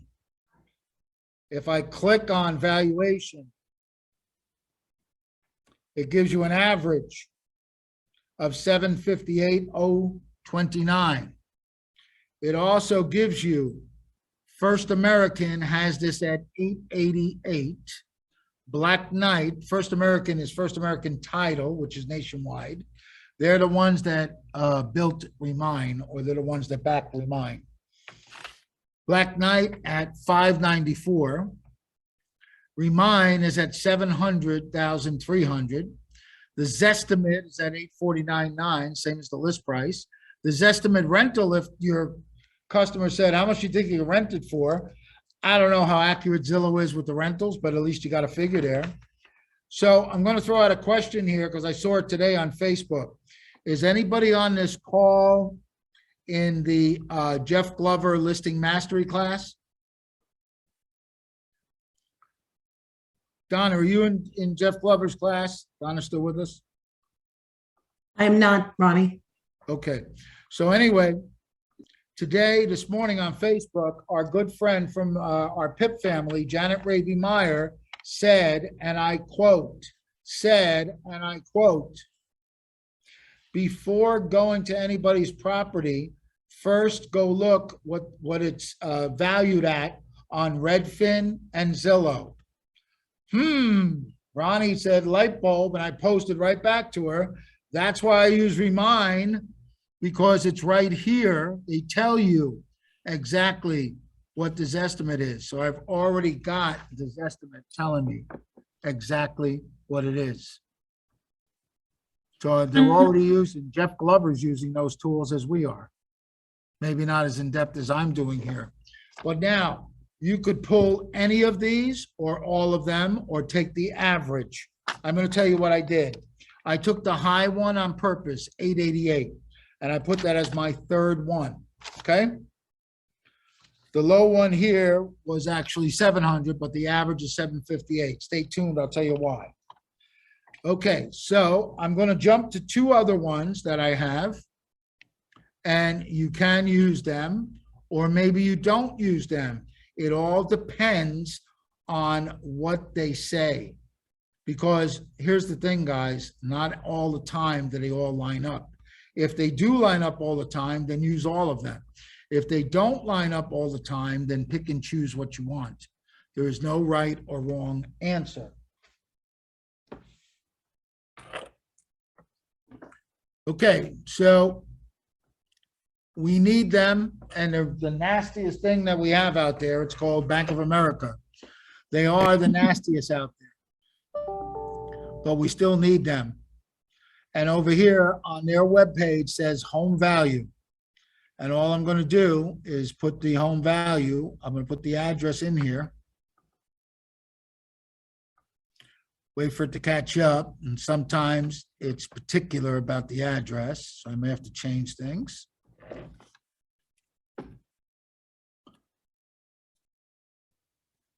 Yep, see, couldn't find it. There we go. So they want to know, check the spelling. So they may not like court, so they may like CT. See if that works. That didn't work. It worked yesterday for me, so just got to figure it. Let's see if we do this way. There we go. Look how fast it finds it now. There it goes. All right, so we click on their home value report, and their home value comes in at 703. 703, 704, way below what we're seeing with most of the others. So my gut first tells me I'm not going to use it. My second gut would be to click on the comparables and see where they're pulling from. Okay? They have an average sale price of $391,509. No, that ain't happening. Now, what they're using is from 2018, from 2020, this one from 2021, 20, 21. Why didn't they find the ones that we found from 2022? So that's why you have to check sometimes to see exactly what's being pulled. So I definitely would not use this. Have I used it in the past? Absolutely. If they lined up with RPR and they lined up with Realtor and Remind, I'll throw it in there, because what's the easy script? Where's my script masters? The easy script is this, not according to Ronnie, not according to Sean, not according to Donna, according to Bank of America. If you were to walk in, this is what it should appraise for. You take them right out of the equation, right? That's the easy script. So be it. Print this page, put it in, don't worry about it. So that's number one. Number two would be the other nasty bank. I haven't figured out one for Wells Fargo yet, so we're not going there. But Chase Bank has the same thing. And oh, by the way, don't you think your buyers and sellers are already looking at these sites? I promise you they are. I promise you they are. All they got to do is type in home value estimator and they'll get there. So this one was a little tricky. When I put in this address, it wouldn't find it to save my life, even though it shows it. Yep, would not find it. So I had to get creative. And what did I do? I think it was, I want to try 1468. What is it made?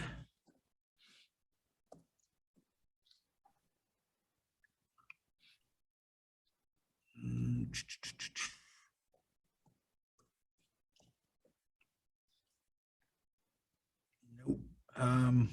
Try another one to remember now.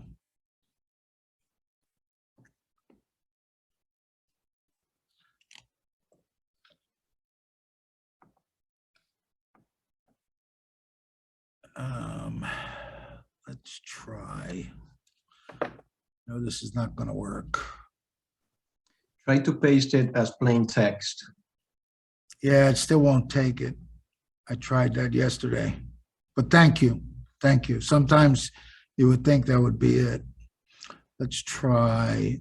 I was able to get on the block, and that's what I was looking for. Yeah, click on that top one. That's it. Yeah, see the whole block, it's coming back as that, and I don't know why it's doing that. Let me see if I do this. Let's try. Take out the Champions Gate. And I think I took out the court. Yeah, so court, nope, still ain't gonna do it. Let's just try this. And if that don't work, I know what to do. Yep. All right, so let's go this way. Let's get here and let's get this and get out of here. And let's try it this way. Still don't like it. All right. One last shot and I'm moving on. Go back here. What did it tell me? 8,200, 8,200. That's probably the Oasis. There we go. All right. So the idea is this now. Now that I got into the neighborhood, now I can go and look. So we got to go over here. There's Masters Boulevard. Okay. Over here. As we go in and get in deeper, you're going to see, oh, look at that. Every home gets a value. Every home gets a value. Okay. So let me get to, what is it? Maidstone. Maidstone.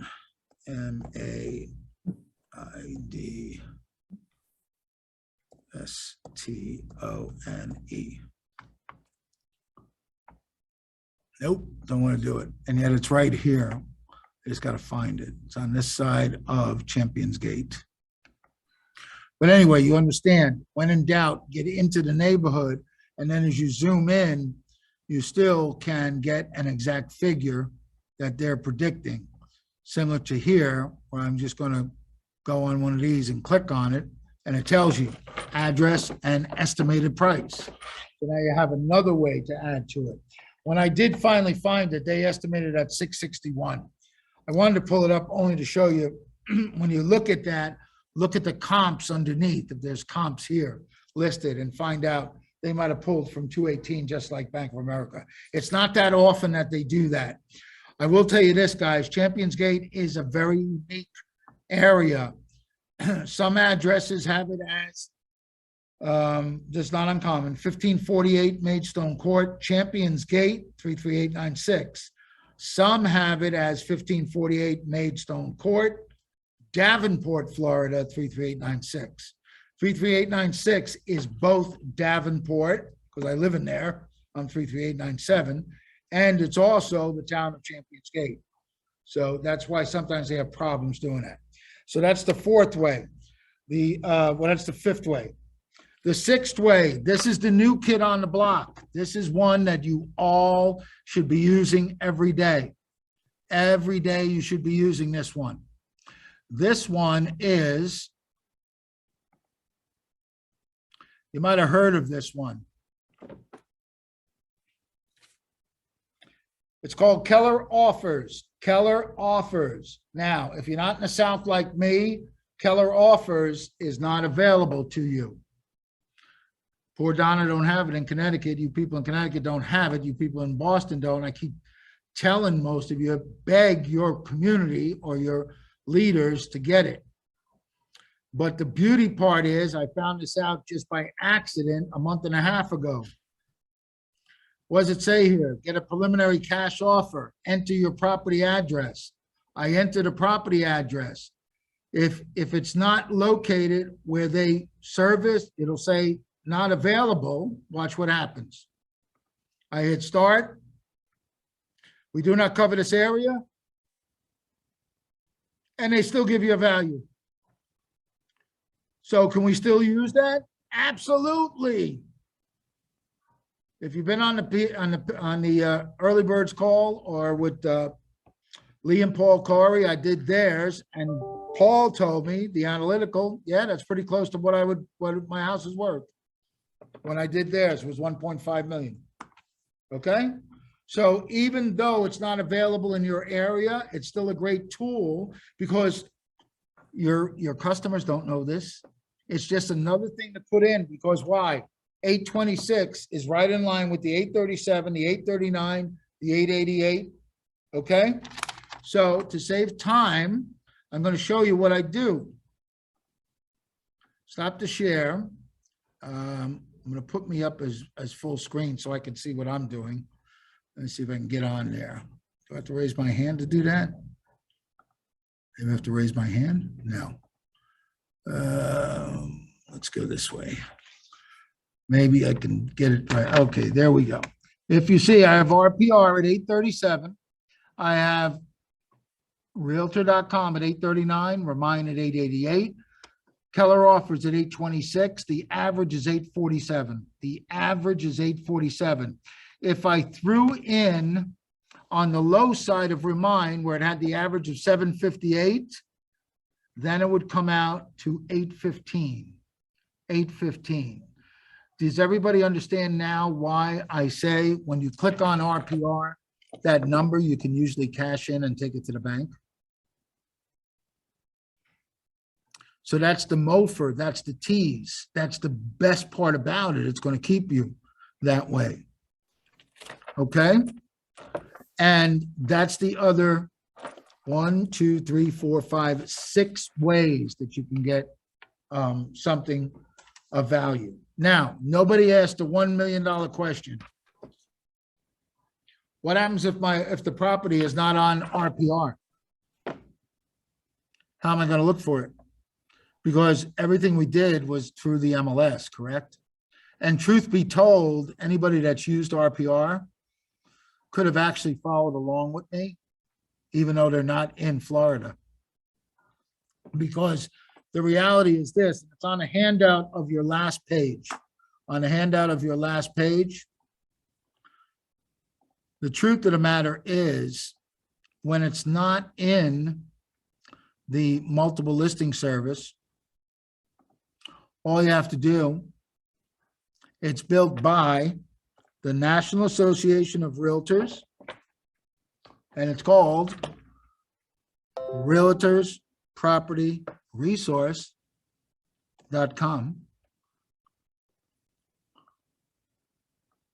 So this is the national standalone, meaning what? I can search for any property. Let's say my good friend Donna, I sent her a referral in Connecticut, but Donna doesn't use RPR. I could comp it from down here. I could comp it from down here. The same way we could have just put this in. This is the national, right? Any one of you could put in NARRPR.com. You could have put in this address today, and you would have got to the same thing, 1548 I need, right? 1548, Madstone Court. And, oh, it was in there already, sorry. Maybe it'll bring it up. There we go. And you could have done the same thing I did. The same exact thing on the standalone. You could have clicked here, did a CMA. The best part about this beautiful tool, guys, is this. This is the best part of this beautiful tool. You can do research. What kind of research? What kind of research? James Shaw preaches to us, there's no shortage of inventory. I'm a firm believer of that.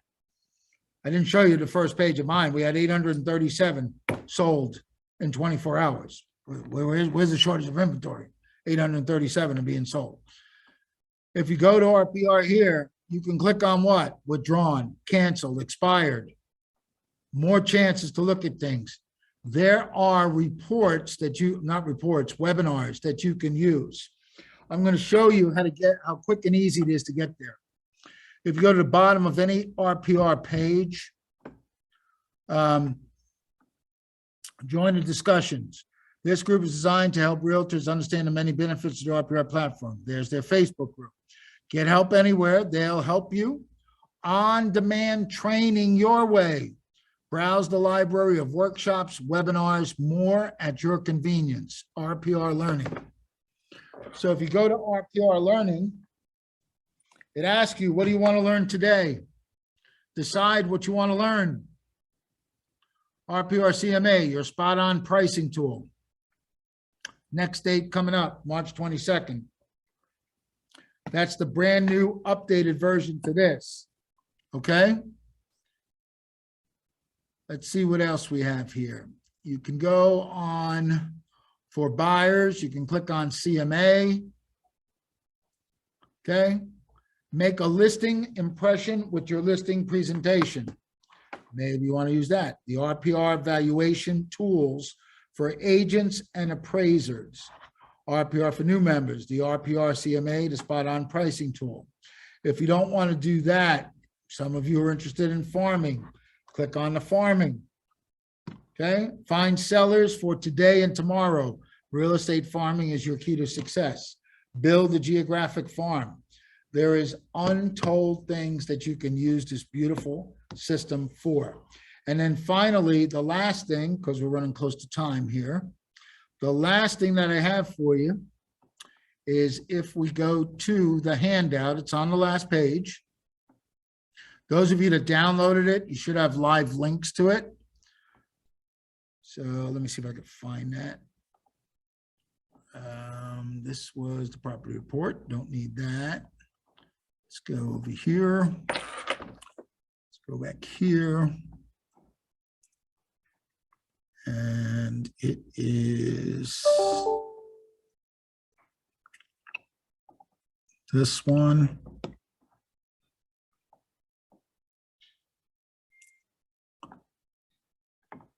Okay, let's go down to here. Okay, new share. So a year after I created this class back in 14, RPR came out with this YouTube video, perfect pricing with easy, accurate CMAs from RPR.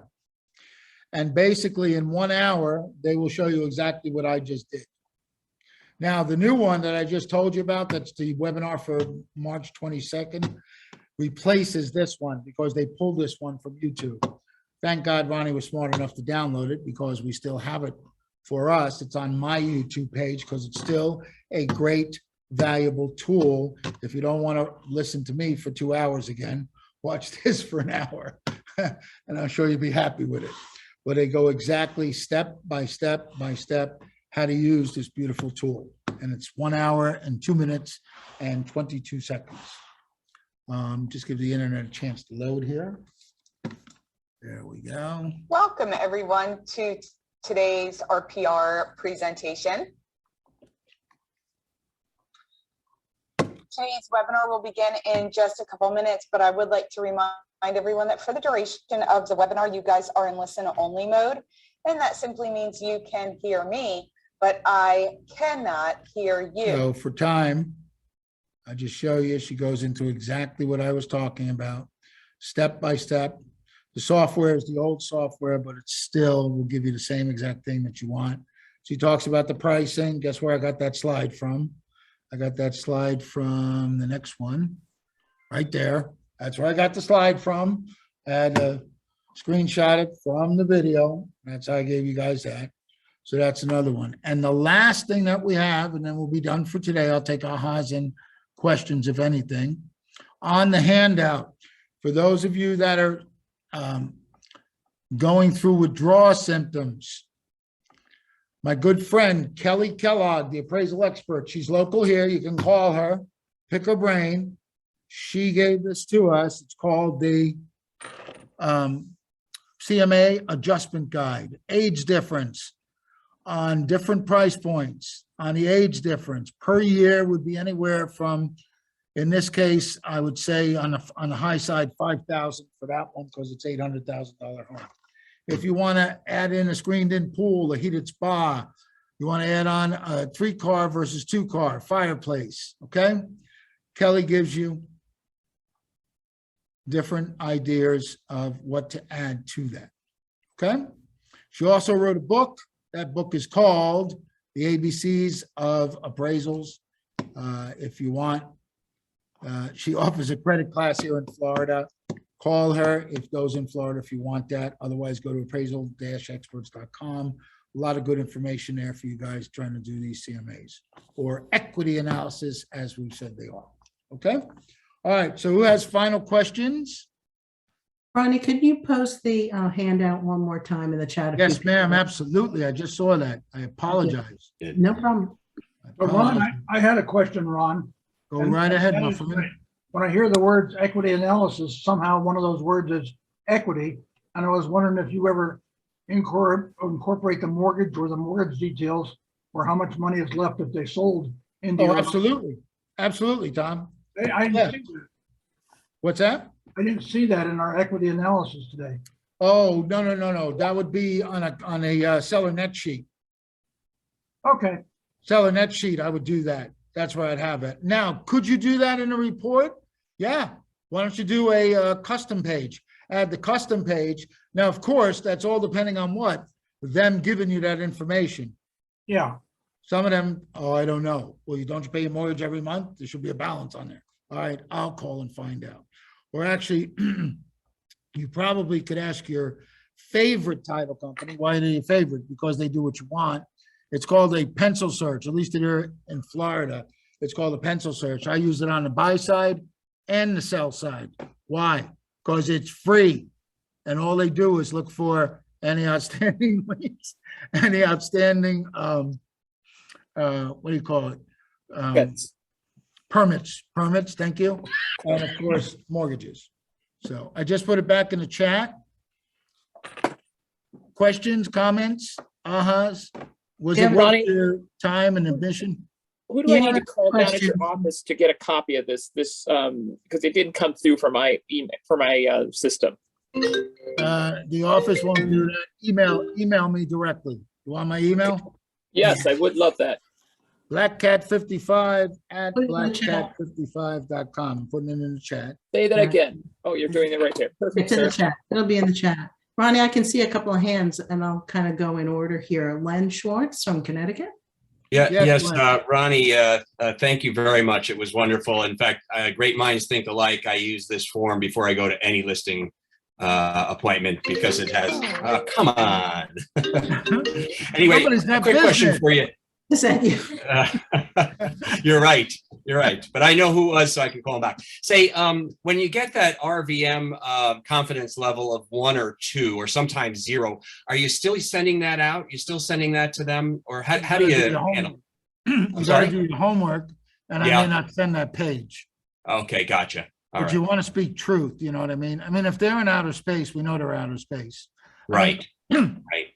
I agree with James Shaw, who says if they want to list at 50,000 more than what the appraisal or the RVM says, who cares?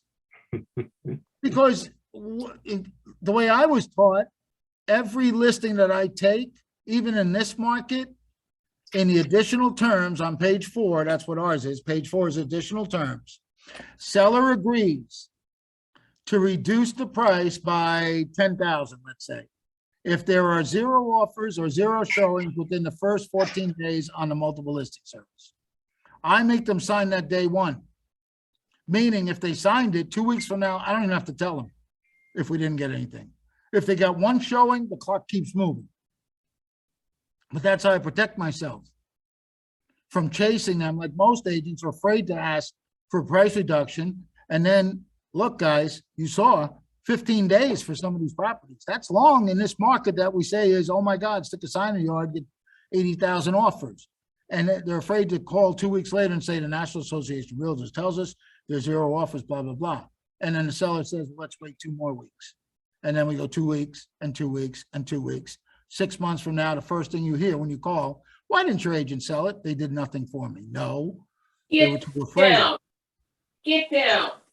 Oh, yes, ma'am, I will. Good boy. Thank you, Lena. And where is she? And next we have, I'll try to find and mute, Chris Ferguson. Yes, Chris. Hey, Ronnie, this was a great class. I appreciate it. I do use the RPR. I'm working with a buyer. We're looking at a house. It's at 475. The AVM comes in at 620 with a 2 confidence score. Keller Mortgage offers 470. Okay, so I didn't get to say this. AVM means that RPR could not find data. Oh, I gotcha. Okay. So what I would do is I would rely more heavily on Realtor.com, Remind, Keller Offers, because I asked the girls, thank God, at Family Reunion, I was smart enough to ask Keller Offers, where do you come up with this? It's the most beautiful tool I've ever seen. I mean, I use it with my CMA class. And they said, we pull usually from the the local market. So they're pulling local data, which is great, Who cares? You know what I mean? And that's what keeps things on top of us. So that's what I would do definitely with that. I would look, Chris, to use the other ones if RPR don't agree. Thank you. You're welcome. Stephanie C. Stephanie? Hi, Ronnie. Thank you so much for this information. welcome, I just need, when you download the report and you said you're just going for not the listing appointment, you're trying to get the listing. So it's not yours yet. You're only going to show the current estimate value, which is on the second page. But then you said you don't show these other two numbers that you see there. Correct. How do you remove that from the report? So there's two ways. On the report, in a report column, when you hit the drop down that shows the elements, at the bottom, it says suppress. They just built this into the system. Suppress estimated values, suppress, comp values. You put a check mark in both of them and it should remove that. If that doesn't work, then the only other thing you can do, it's free. It's called pdfescape.com. Okay. You can do it right online. You upload that document and you use their whiteout. They have whiteout. You just draw the box around those numbers and just click away and it'll white it out for you, then re-download it and you're done. And would you recommend just to provide the second page? That's it, right? If you're doing what we call a equity analysis, specifically a MOFR, meaning all you're doing is trying to text them something real quick or email something real quick. The idea is to get them to what? Raise their hand. Right. Yes, I want more information. That doesn't mean they're going to use you, but the idea is to get what? Set the appointment, to go on the appointment, to get them in front of you, get them to belly, like Bob Lucida would say. So now you can show them why they need to hire you because you know what you're talking about. Right. Great. Thank you. Sir? You're welcome. Where you from? Background Colombian. Where are you from in the States? Oh, Florida. Where? In Jacksonville. Jacksonville. I need a referral partner. Guys, if you haven't learned from me and Donna and the rest of the crew, put your city next to your name so we can send you referrals. That's how we do this. That's how we roll. Okay, so I got a Jacksonville contact. Thank you. Don't tell Miss Betty though. Thank you. That's right. Daphne B. Hi, Daphne from New Jersey, Montclair area. New Jersey, Montclair, wow. Yes, Great Montclair. So thank you for this, because now I even learned how to run an RPR better than I was talking to myself at night, trying to figure this out. As far as the equity analysis is concerned, thank you, Stephanie, because you asked a lot of my questions. But what I've seen since I've heard about this equity analysis is an actual letter. So I've seen people put together a letter and they only take that one number. So just to confirm, the one number is just a number that says current value estimate, correct? Correct. All right. That's Linda Brennan's way of doing things. She does it with that thing. So there's a lot of ways to skin the cat. It's up to you how you want to do it. Perfect. Thank you so much. You're welcome. Great class. Great class. Thank And you. the next one, I don't know how to pronounce it. Is it Lode? Lloydie. Okay. Lloydie. Welcome, Hi. Lloydie. Lloydie with the Market Center in Stamford, Connecticut. Hi. I have two questions actually. I think a bunch of people asked if we are going to have access to the recording. Are This we? recording? Yes. If you want this exact recording, give me a couple of days. It'll be up on my YouTube page. I'll put it right here. If you don't want to wait, you can go to my YouTube page and watch the previous ones that are already up there. There's been about 4 or 5. You'll see some familiar faces, maybe. Let me do the link. It's easier, right? Because then you can click on the link and you can subscribe and be happy with that. So just give me 1 second to do that. Oh, by the way, we went over a little time here. Normally, I start talking about the RPR Mobile. If you don't know it, RPR Mobile is also available to you. And it's one of the greatest tools I use in the field, RPR Mobile. So you want to make sure that you have that downloaded on your phone, or I use a 7-inch tablet. You could use a tablet also if you so desire. That is a great thing to use when you're out in the field, because you can actually do it right there and get figures and stuff right there with the tablet or with your phone if you want to. And I have the second question. I have two questions. So Yes. that was the video, the first one. And the second one is, I think you posed the question, but I don't remember you answering it. You said, what happens if you can't find the property on RPR? Because I have a potential client whose house hasn't been on the market for the last 30 years. Yep. So you go to NARPR.com. NAR, National Association of Realtors, realtorspropertyresource.com. I just put the link in the chat. And that's it. That'll bring it up, and then go into the search engine and use the address, and you'll be able to pull up the property. Now, a couple of items. When does RPR not work? So we already heard from Chris that it was an AVM. So when it's an AVM, means they can't pull data. That means it wasn't data. Marietta Leach from Hayes, Kansas, we worked till we're blue in the face and we just couldn't find any comps in the area. She's in a very rural area. The other thing RPR usually has trouble with, because of the item that it is vacant land, You have one last lot in the subdivision that was built out 10 years ago. It's very hard to find like versus like. So in that case, find your land barons, whoever you know. I have land barons here that I go to, that they know how to do it. I don't know. So that's it. And then what was the last thing? I had one last thing on my mind. One of the things I've noticed is that up here in New England, we've got very old housing stock, unlike Florida. And if a property hasn't transacted, the person has been in the house since maybe the 1970s.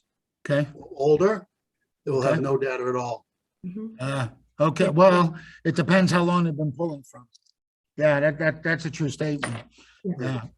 I mean, the MLS is so far ahead nowadays, but to go all the way back in time, that's one of the things. Okay, so if there are no more questions, I'm going to let you guys. Yeah. Ronnie, can I just, Yes. on behalf of everyone, say thank you so much. I mean, I've seen you do this before, and every time it gets better and better. So appreciate Thank you. Thank you. We're gonna need to get to talk about the access to the recording as well. I don't know if you know, we maxed out your Zoom room. There were a lot of people who couldn't get in. So I can't max out my Zoom room. it only takes 100 people. Right. So we got a lot of, I'm just telling you facts. Wait a minute. This is my Yes. market centers. This is my market centers. 100 people is all who could get in. That's all that could get in. So Thank there you, were- Ronnie, so much. I So- apologize. I No, thought my no market problem. center had 1,000 like all other markets. I thought so too, but anyhow, thank you so much. I so appreciate you, and I'm glad that so many people took advantage. You're So a great guys, trainer. I'll put it out there. Like Donna has asked me to do it for her market center. If you want me to do it for your own market center, reach out to me. We'll get you with your ASC people and we'll get it together. So this way we don't, that's the last thing I want is somebody not to be able to see this. Okay, but if you're happy with the recordings, great. If not, Donna, you know where to find me. Yes, I Everybody do. knows where to find me. We'll talk. Okay. Thanks Thank so you much. Ronnie. Have a great day, everyone. Bye-bye. Bye, everybody. Bye. Thank you.